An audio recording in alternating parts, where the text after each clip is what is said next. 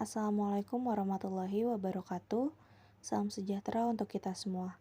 Saya Hamidah dengan NPM 2021 01500 236 dari kelas R3C. Pertama-tama saya mengucapkan alhamdulillah, puji syukur saya panjatkan kepada Allah Subhanahu wa taala karena saya dapat menyelesaikan pembuatan video laporan hasil pembuatan program dari AKPD ini. Yang terhormat kepada Ibu Ainul Husna MPD selaku dosen pengampu mata kuliah PKD PBK yang telah memberikan kesempatan pada saya untuk mempresentasikan hasil kesimpulan pada program yang telah saya buat. Tujuan saya membuat video ini untuk memenuhi tugas dari mata kuliah PKD PBK. Sebelumnya mohon maaf apabila ada kekurangan dan kesalahan dalam pembuatan video ini. Pertama-tama untuk hasil dari AKPD ini saya peroleh pada siswa kelas 10 dari Sekolah SMK PGRI 28 Jakarta yang letaknya di daerah Gang Balai Rakyat, Jakarta Timur.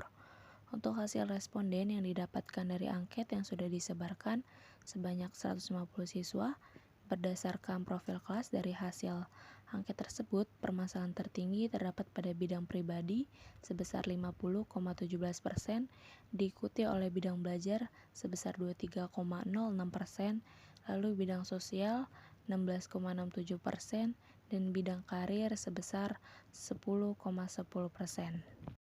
Adapun butir masalah yang paling tinggi adalah tentang peserta didik yang kadang-kadang masih berperilaku dan bertutur kata tidak jujur yang dipilih oleh 28 konseli, diikuti oleh masalah peserta didik yang kurang menjaga kesehatan dirinya sebanyak 27 konseli, dan yang ketiga tentang peserta didik yang masih suka menyontek pada waktu tes sebanyak 24 konseli. Selanjutnya, berdasarkan pada profil kelas, peserta didik yang paling banyak memilih item masalah adalah Andini Pratama sebanyak 36 butir dan Laras Anissa Fuziati sebanyak 36 butir.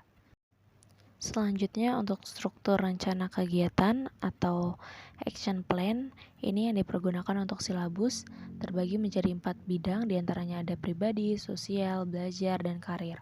Untuk tujuan layanan yang diberikan berlandaskan pada rumus kebutuhan yang sudah diperoleh pada hasil pemilihan butir masalah pada AKPD sebelumnya. Lalu untuk komponen layanan pada setiap bidangnya mencakup yang pertama layanan dasar, diberikannya layanan dasar dikarenakan sesuai dengan rumusan kebutuhannya, dapat ditangani dengan cara strategi bimbingan klasikal atau bimbingan kelompok. Yang kedua, diberikannya layanan responsif dikarenakan sesuai dengan rumusan kebutuhannya dapat ditangani dengan cara strategi konseling individual, serta diberikannya layanan pemintaan dan perencanaan individual peserta didik dikarenakan sesuai dengan rumusan kebutuhannya dapat ditangani dengan cara strategi konseling individual.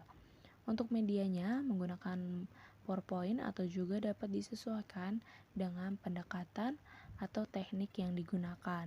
Lalu untuk evaluasi secara keseluruhan mengarah ada proses dan ada hasil.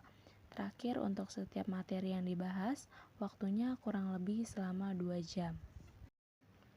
Selanjutnya pada program tahunan, langkah pertama yang dilakukan adalah persiapan, yaitu pertama dilakukannya pembagian tugas guru BK, kedua dilakukannya asesmen dengan menyebar AKPD pada siswa, yang ketiga menyusun program BK, keempat mengadakan konsultasi program BK, dan yang terakhir pengadaan sarana dan prasarana BK.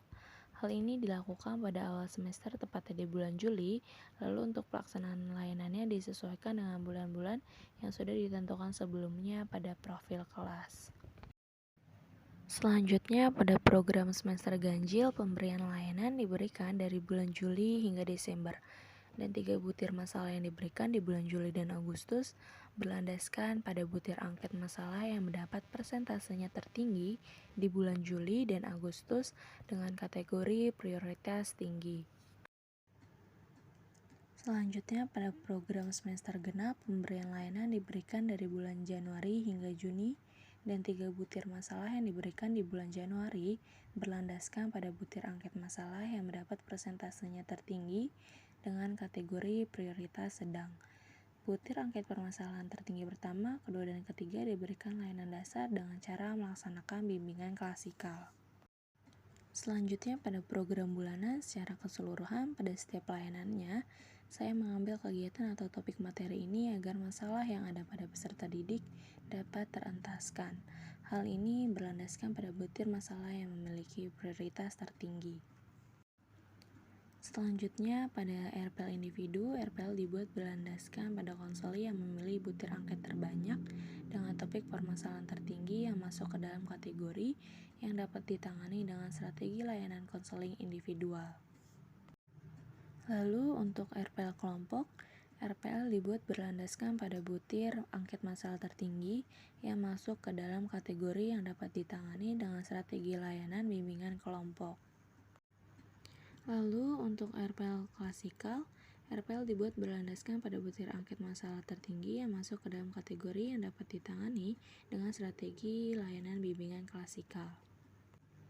Lalu terakhir untuk RPL kelas besar, RPL dibuat berlandaskan pada butir angket masalah tentang kurikulum sekolah agar sebelum memasuki pembelajaran, siswa dapat lebih mengerti mengenai struktur kurikulum sekolah.